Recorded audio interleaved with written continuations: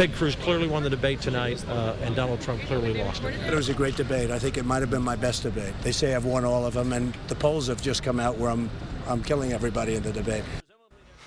So the big question this morning is who won the debate there in Houston, and as we saw, depends on who you ask. But this morning, the Washington Post is saying that Marco Rubio is the one who delivered. Trump is just always so confident. Can you imagine him not being confident, though? Well, KXAN political reporter Phil Prazen takes an in-depth look at the debate with some post-analysis from former 2016 presidential candidate Bobby Jindal.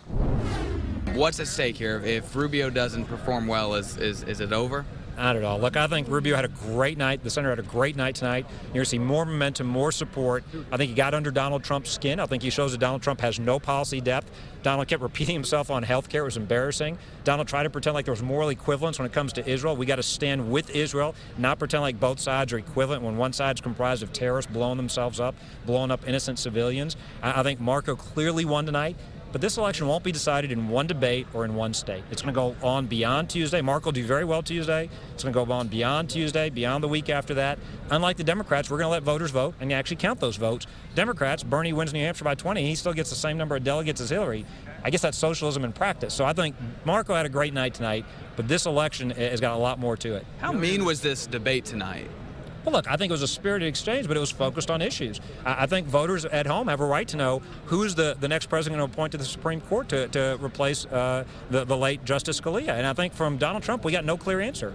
Is it going to be Judge Judy? Is it going to be a sister? Who's it going to be? I think for Marco, you heard it was going to be a conservative who will apply the Constitution. I think voters at home have a right to know, what are you going to do to get rid of Obamacare? From Donald Trump, all we got was over and over and over, he was going to allow interstate sale of insurance, but that was it. There was nothing else, no other substance. So I think on the issue after issue, I think voters got a chance to hear real differences. This is the most important elected position in our country, and this is the most important election of our lifetimes.